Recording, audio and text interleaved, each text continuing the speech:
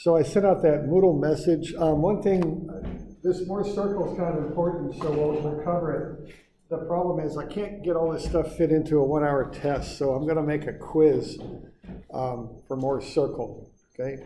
So there'll be a midterm on Wednesday, all right? That'll be in here at this time. Now, students who are online, you know, if you can't come at this time, that's fine. You just contact me and we'll figure out something else. So that's certainly an option for online students, okay? So the midterm is Wednesday. So let's see here. Let's kind of do this. So midterm 1, and I sent out a Moodle message to this effect, is Wednesday. Oh gosh, let's see. Friday's the 1st, that's just the 5th, right? It's from 1 o'clock to 1:50, and it's in here. And here is a different room than what's listed in the schedule. It's F115, Forum 115. All right. Now, in addition to that, though, there's going to be a Mohrs circle quiz that's part of the midterm score, so you do want to be sure to take this. All right. Now, I'll offer that in class on Friday, which would be the 7th, and that would be in F115, okay? And that, I guess that would start at, oh, yeah, we'll start that at 1 o'clock, okay? And that'll go to about 1:20 because it's just a quiz. And what I'm going to do, I'm going to give you a Mohrs circle problem and have you work through it. Now, however, I also, if you don't want to do it then, I've also going to put copies in the Red Cedar Hall 111 Testing Center. And they're even open Saturday. So you can take it there too. And I'll put it in there. Do you think I remember what I said in my Moodle message? Was it Wednesday? I think I'm going to start on Wednesday, 2/5, and that'll be in there till the following Monday, all right? So you can kind of take that at your, you know, at a time that works for you, as long as the testing center is open at that time, all right? And so basically, if you want to take the quiz in class, you can. If you don't, just show up at about 1:25 for class, okay? So I'll kind of give you the time in class to do it. If you don't want to do it then, you could just go to the testing center and do it there, okay? So either way. Now, the testing center is in Red Cedar Hall. It's near the security office. So let's just have a look there real quick at that. Okay, so this is in Red Cedar Hall, room 111.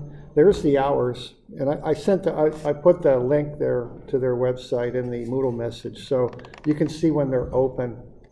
You know, looking at those hours. I know there's distance ed students. I'll probably extend it out till Tuesday, the 11th, just because it's open in the evening then too, and that might work better for distance ed students. So I'll leave it in there one more day. You know, so if you want to do it in class, that's fine. If you want to do it in the testing center, that's okay too. I'll put a few different ones in there, so there'll be some different tests floating around, just so you know, okay? Just because that'll be kind of open-ended there, okay? So between those two things, that'll be your midterm score, okay? Now, I don't have that review yet for the midterm. It is in Moodle. I've got it there. You know, we're just going to cover this stuff up through Mohrs circle. So that's what to expect on the midterm. As I say, I'll have that. We'll go over that probably tomorrow. All right, here's the review. It's available in Moodle. So there's a list of stuff that'll be on the exams. You know, the topics. I do want to caution you to go back, and sometimes I've seen this happen where we focus so much of this biaxial stuff. People tend to focus totally on that. But remember, the midterm will go all the way back. So simple stress, simple strain. Finding those internal forces by making a cut through the objects and finding the internal forces, the stress-strain diagram, Poisson's ratio, axial deformation, which is delta is PL over AE. Also, there's a shear formula that's delta is VL over AG. Statically indeterminate problems, temperature-induced strain, axial loading, temperature-induced stress and strain, I should say, axial loading, and biaxial stuff, okay? So that's kind of the list of stuff. And you know, I'll hand this thing out in class tomorrow, but it's also online. So I've just got some old test questions that I've given in the past. So here's a stress strain diagram where you find E. Here's a multiple loading problem where you got to find the delta of point C there at the end. And again, I'll give this to you, tomorrow, so don't worry about copying anything down. Here's a bar between two supports. When the temperature goes up, we need to find the stresses in the bar.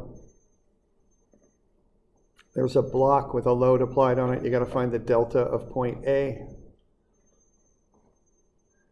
There's a tank sitting on 3 posts. You need to find the delta, how far down it'll move after you fill the tank with water. So that's statically indeterminate, that one. There's a Mohrs circle question, which we'll finish that today. And then I've got some biaxial stress questions there, finding the stress that I get on a plane. So that's kind of the idea. Okay, I'll get you a review. I'll get you all this stuff tomorrow. All right.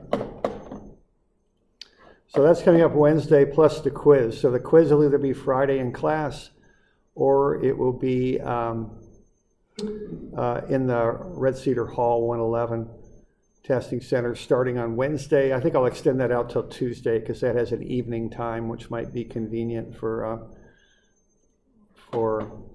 online students. So I'll do that probably. All right.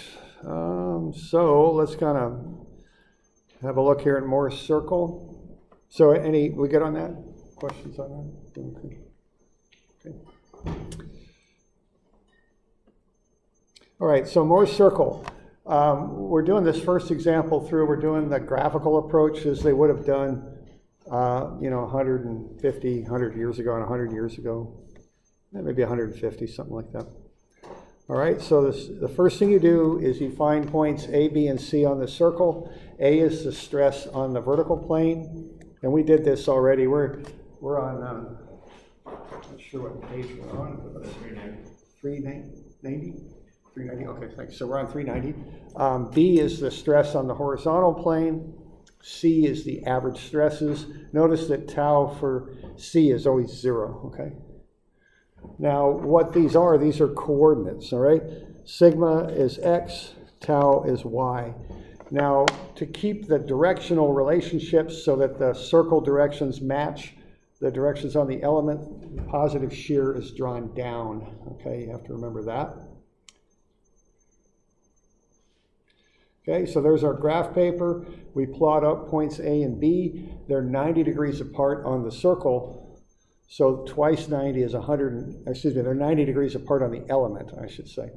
2 times 90 is 180, and the equations that the circle is based on are based on the angle of 2 theta. So twice 90 is 180 degrees. And that's a good thing because now you have the diameter of the circle. And so C is the center of the circle. So back in the 1800s, you would have plotted up A and B on graph paper, drawn a line, bisected the line, and that would be where C is. You would have marked those points. You would have put the needle of your compass in C and the lead on either A or B, and you would have drawn a circle. And you would have ended up with that. And once you've done that, the cardinal points of the circle are the maximum in-plane stresses. So they're the design values for the normal stresses, and might be the design values for the shears as well. So the extreme point on the right is the most positive stress. Extreme point on the left is the most negative stress. For us, the furthest right is maximum tension, and the one on the left is maximum compression. So you just look on the graph and figure out what those values are. Now, you're not going to get a perfect number off the graph, but you don't need a perfect number because you're designing big structural stuff that has a lot of safety factor embedded in it anyway. So it looks like we got 100 for the maximum normal stress, the tension, and negative 62, which would be the maximum compression. Okay. Now the top and bottom of the circle, the Y values, or the ordinates as you call them, the Y ordinates for those are the shears. So the maximum in-plane shear stress is plus or minus 80. based on how that circle's plotted up. So you can see the advantages of this, in the late 1800s, with all of the computing power that we now have. You could just plot up a circle, look at the cardinal points, and you get a lot of the design values right off of that. It's pretty straightforward, okay? So that's the real advantage to this method, is that ability to do that. But you can find out more things than just that from the circle, but that's the starting thing. Okay. So are we good with that? Just creating a circle? Yes? No, because the quiz will be trigonometrically based.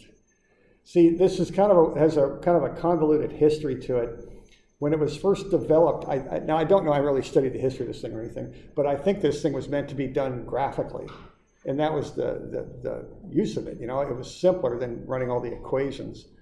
Then it was used in the literature in the early 1900s when they developed a lot of the theory to describe stuff, and it's still used to describe stuff, but now we have calculators, so we actually do it trigonometrically as opposed to graphically. So yeah, you don't need to draw a perfect circle on your homework. You don't need to do that on the test either. Okay. All right. Okay, so you get that? Other questions on any of this?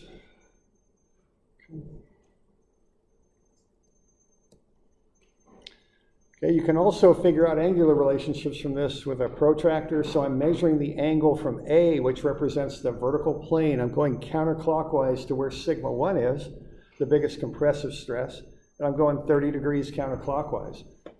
What that means is, in actuality, from the vertical plane, you rotate counterclockwise 15 degrees, and you'll get to the plane where the biggest compressive stress acts, the negative 62. Okay. So that angle is 15 degrees.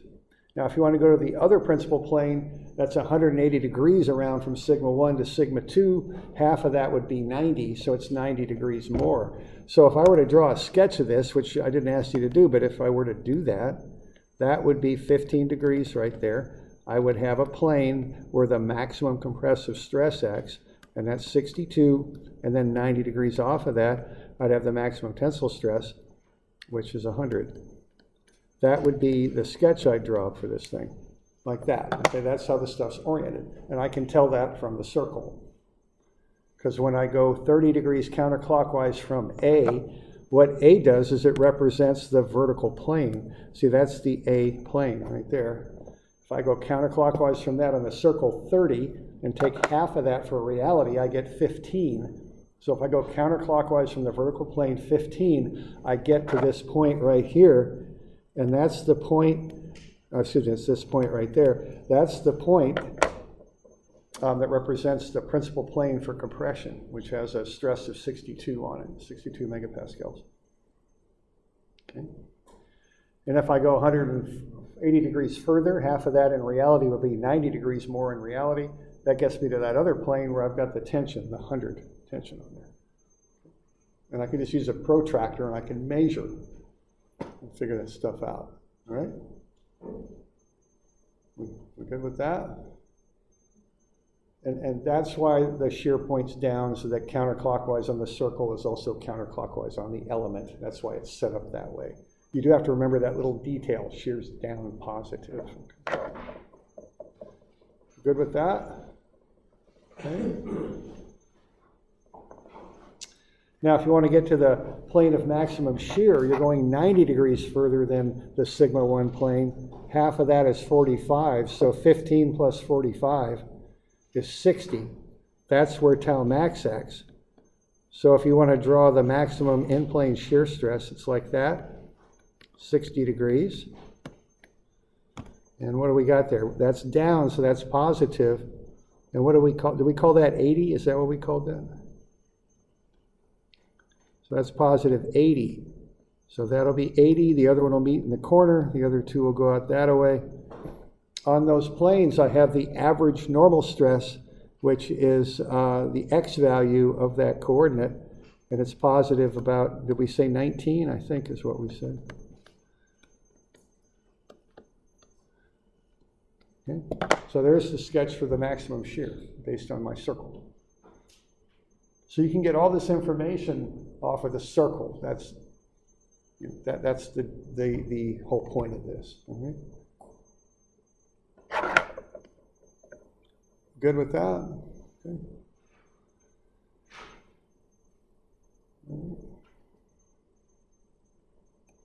Now you can do even more than that. If I want to, and on that little element I drew, I have this plane CD at 32 degrees. You can also find the stress on that plane if you want. So what we were doing here so far is finding these principal stresses, the maximum and minimum in-plane stresses. But you can find the stress on any plane or any angle you want. Okay, in reality there it's 32 degrees, okay, from the vertical plane counterclockwise. Well, on the circle then I double the 32 and I get 64. Okay, the actual theta to plane CD from the vertical reference plane is 32 counterclockwise. On the circle I got to double that to 64. Then I'll just put my protractor on there, measure 64 degrees counterclockwise from A, and I'll mark that point. And once I've done that, I'll just find the coordinates of that point, and that will tell me the stress on CD.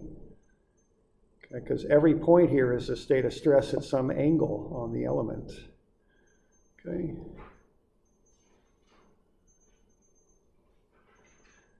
And I'm getting about negative 48 for X and 46 down for Y, but remember, down is positive.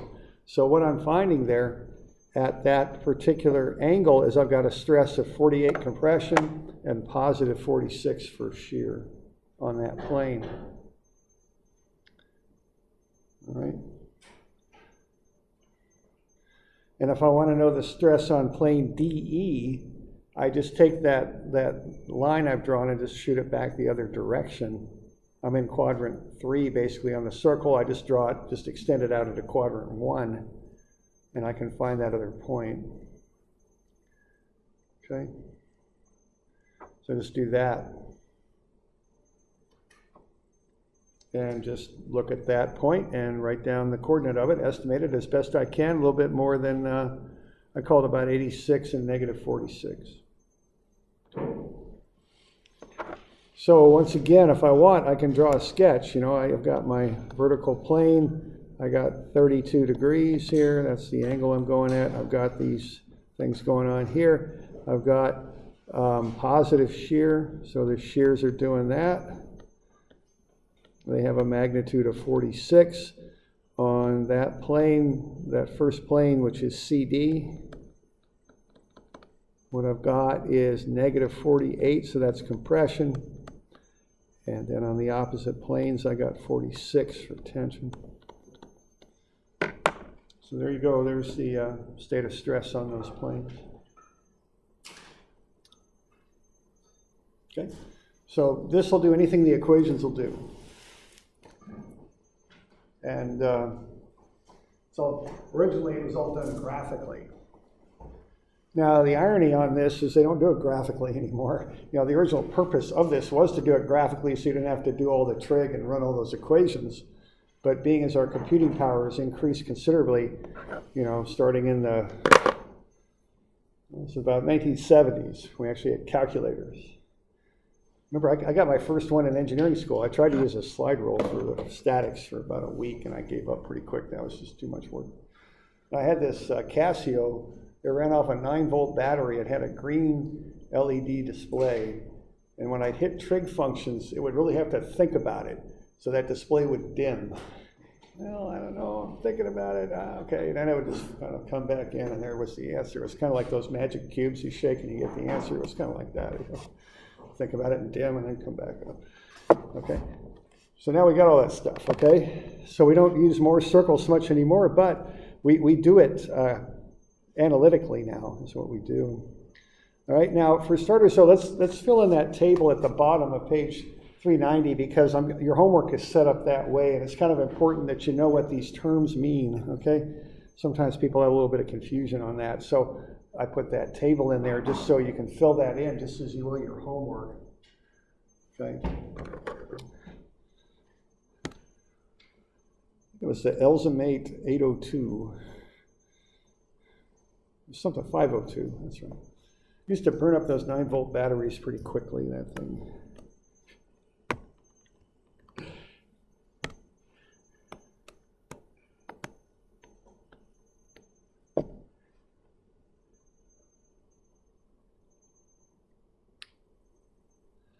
All right, so there's the state of stress. Oops, no, it's not. There's the state of stress on, what do we got? So we got the normal stress on CD, the shear stress on CD, and then DE. So there's the stresses on those two planes, CD and DE.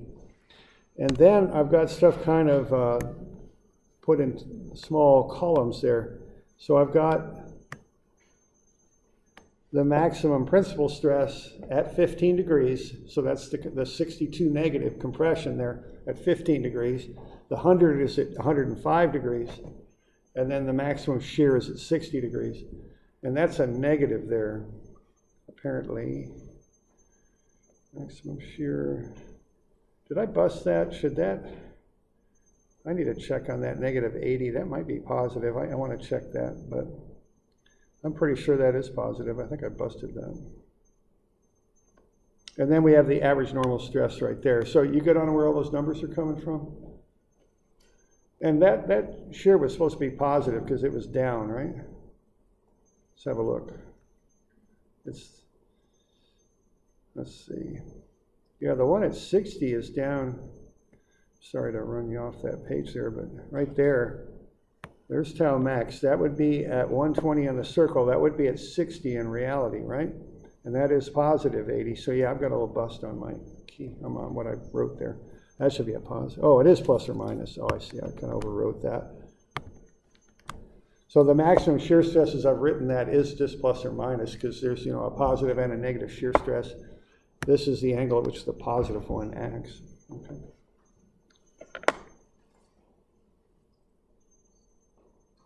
Okay. So we good with those? Okay.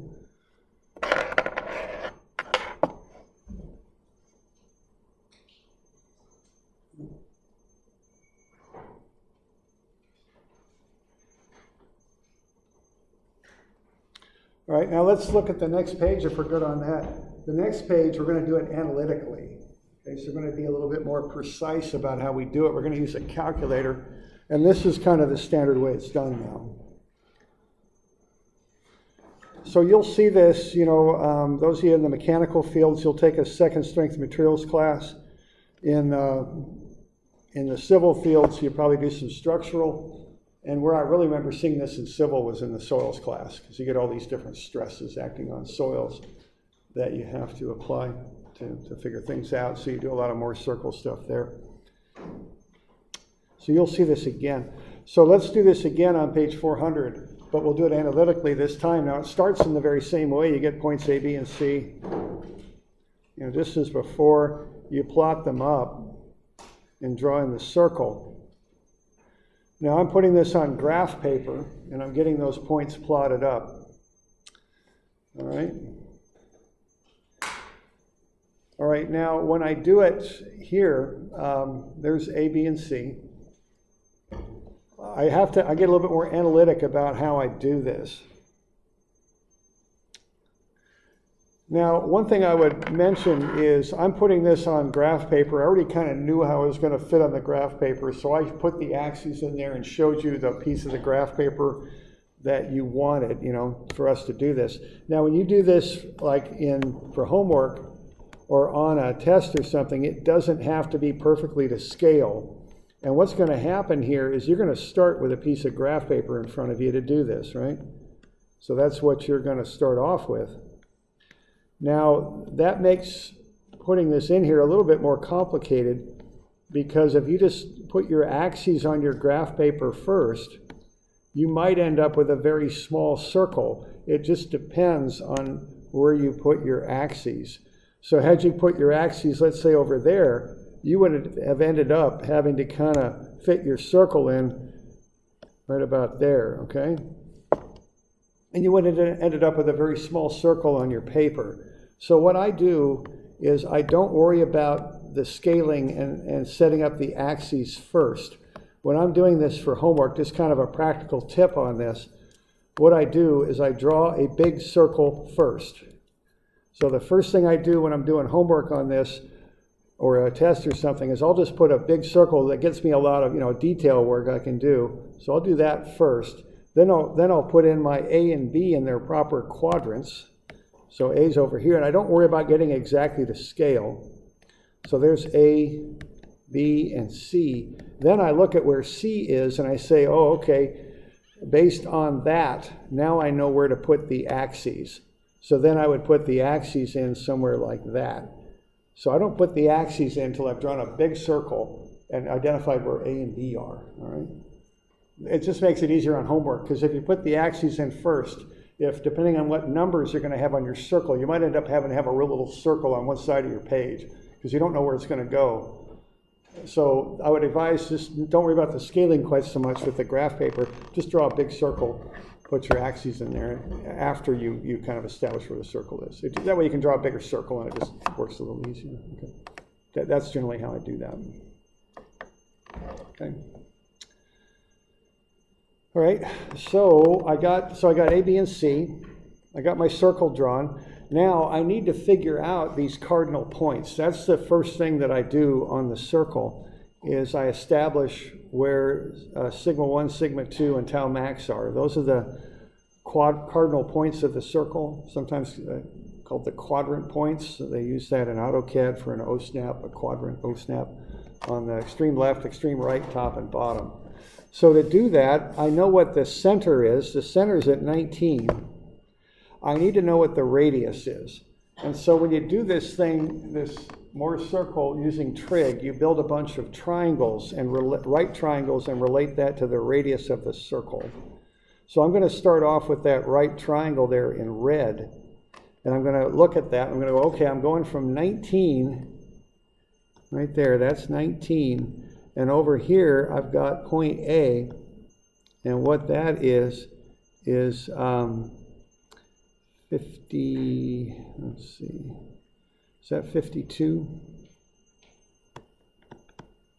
Okay, and that's negative 52. So I'm going from negative 52 to 19. So if I go 19 minus a negative 52, what I end up with there is 71. That's the base of that right triangle. So what I'm doing here is I'm taking this and I'm pulling it out and putting it right there so I can work with it. Okay. And then I have the height of that circle is actually a negative 40, because, remember, up is negative. So what I end up with then is a triangle that has a base of 71 and a height of 40. I don't bother with the signs on that. I just draw a triangle with the sides on it. Okay. So I've got a right triangle. The vertical's 40. The horizontal's 71. Any questions on where I'm coming up with those numbers? Good? Okay. Because what I want to do next is do the Theorem of Pythagoras and come up with the radius, because the radius of that right triangle, the hypotenuse of that right triangle, which is what I'm coming up with using the Theorem of Pythagoras, is also the radius of the circle. That's why I'm doing that. So I run the numbers and I get 81.5 for the radius. And while I'm at it, I want to find this vertex angle on the triangle. So I use an arctangent there to get that, and it's 24.9 degrees. Okay. What's that? 29.4? Yeah. Oh, I did? Oh, okay. Sorry. Yeah, thanks. 29.4. There we go. So 29.4 degrees. All right. So that's the information I've got on that triangle, which goes from the center point of the circle to point A. Okay. So now I've got that triangle. What I'm going to do next is start to find those principal stresses. And once I have the center point and the radius, that's pretty easily done, because now I can just add and subtract the radius from the center point. So sigma 1 will be 19 minus the radius, because I'm going to the left. So that'll be negative 62.5 right over there. Sigma 2 will be the radius, the center point plus the radius to the right. Because see, the center of the point is not, center of the circle is not at 0.00, it's at 0.190, it's over there. So I'll add the 81.5 to the 19 and I'll get 100.5. So there are my principal stresses. And you can see that that graphical method's pretty good because, you know, when we did it graphically, we got negative 62 and 100. Slightly different, but these are more exact answers that we're getting. And then the tau max in plane is just the plus or minus the radius. So I got 81.5 at the top. That's negative because up is negative. And I got 81.5 on the bottom. And the center point is the normal stress on those tau max planes, and that's 19. Okay. So there's a step in here when you're doing this analytically with a calculator where you need to find the radius, which is based on a right triangle going, usually I go from A to the center to get that. Do the Theorem of Pythagoras, find the radius, do an inverse tangent, and find the angle, the vertex angle. All right.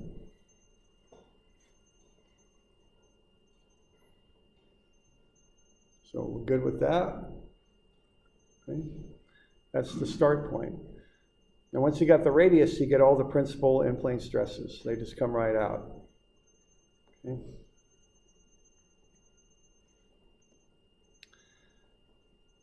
Now to find the angle there, that angle alpha I've already found, it's 29.4. So if I take half of 29.4, I get 14.7. That's the angle from the vertical plane to the principal normal stress plane. When I did it with a protractor, I got 15 degrees. When I do it analytically, I get a little bit better answer, 14.7. Once you have the one angle, you can add 90 to it and get the angle to the sigma 2 plane, and add 45 to it and get the angle for the tau max plane. Okay. So once again, you could draw those sketches up based because you know the angles and the stresses now. Okay. We're good with that? Okay.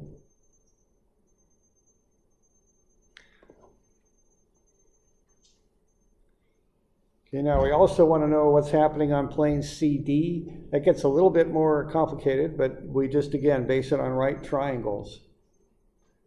We're going to know that 29.4 degree angle that we start with.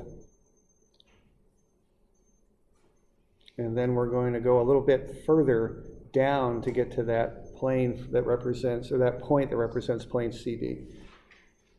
Okay. So what we're going to do is we're going to rotate down 29.4. Now what we have here is we've got 32. So we're going to take 32 times 2 and get 64 degrees. So we're going to start at point A, and we're going to rotate 64 degrees around to get to the point that represents plane CD. So that comes from taking the 32 times 2 for 64. Now, every situation on Mohrs circle is a little different. So your goal is to come up with a right triangle that will help you find the coordinates of that point.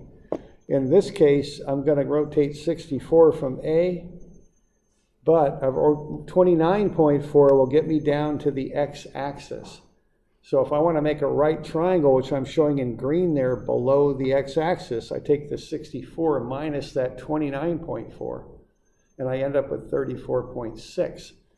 So what I've got then is under the x-axis is I've got an angle there of 34.6, and I already know what the hypotenuse is. It's 81.5. So I can do the trig and get the two legs of that right triangle below the x-axis.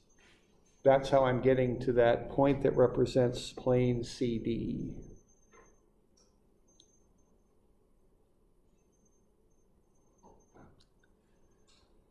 All right, so I know I've got a right triangle underneath the x-axis. And I know the hypotenuse of the right triangle is the radius of the circle. It's 81.5. So I just do the trig and break up that 81.5 into the x and y legs of the triangle. So the x is 67.1 and the y is 48. No, it's not, it's 46.3. Okay. So I just used the legs of the triangle to get the coordinate of the point. The point represents the state of stress on that plane CD. All right, so when I do that, I'm going to do cosine, and that'll get me the adjacent side, which is the x side. It's going to the left, so it's negative 67.1. The thing you got to remember, though, is the vertex is not at the origin. The vertex is offset over at 19. So I got to take 19 minus that leg, minus the 67.1, and I get negative 48.1. That's the x value of that coordinate, which is the stress on plane CD, the normal stress. So it's compression, negative 48.1. I think when we did it graphically, we got negative 48. Okay. So this is a little tighter answer. And then to find the shear, I just go sine of the angle and get the opposite side. Sine of the angle times the hypotenuse, and that will get me the 46.3. Okay, so I've got 46.3, and then I've got 67.1. Those are the values on that triangle. And I do have to remember that x value there is 19, so I go 19 minus 67.1. Okay.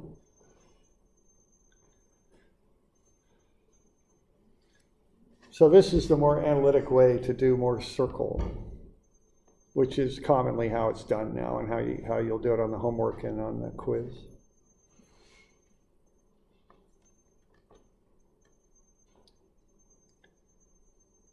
Questions on that?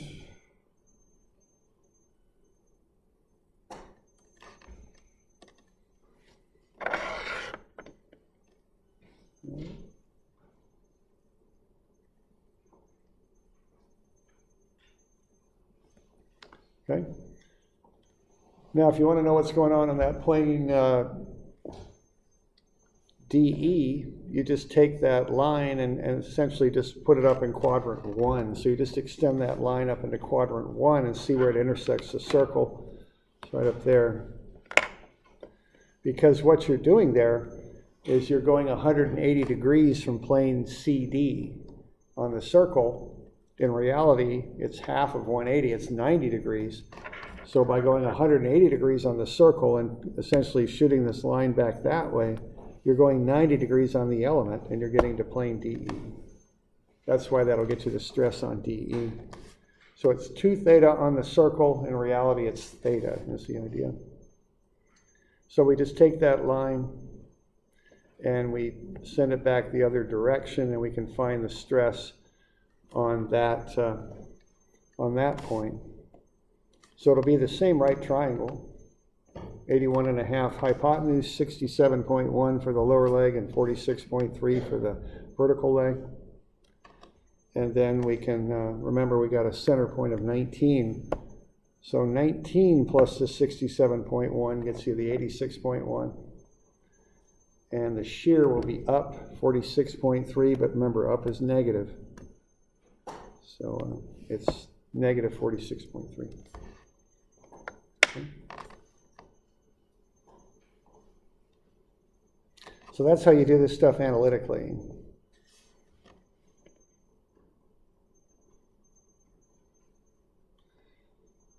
Okay. Got any questions on that? Okay.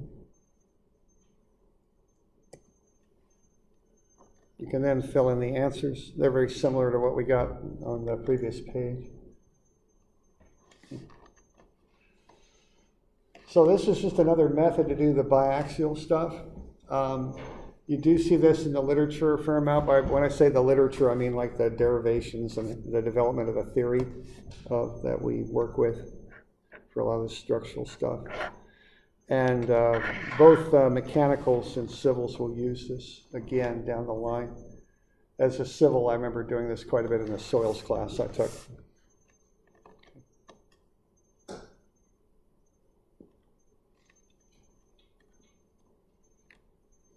So, got any questions on that stuff? All right.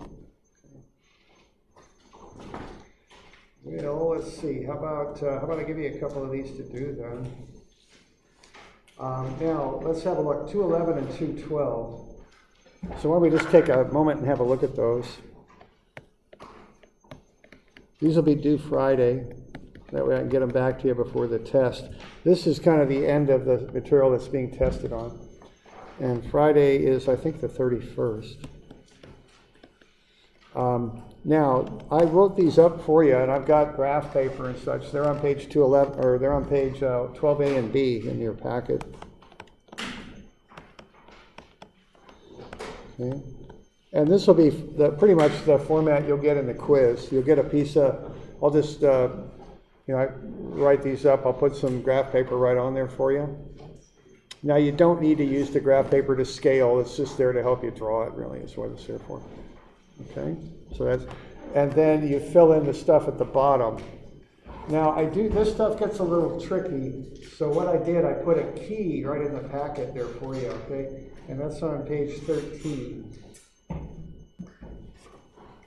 So just work through them and then check them on page 13. Okay. And that has a work through on them. Gets you some idea how to work through them. Okay. Now, spend a little time on these. We'll cover them tomorrow. So when you got questions, let me know. We can go through them. All right. Any questions on any of that? We're good. Okay. Well, good. So we'll do a little test review. I'll get you the test review tomorrow too. I'll probably take questions on the test review on Monday. That'll probably be the thing to do. And then the more circle stuff will be due on Friday, okay?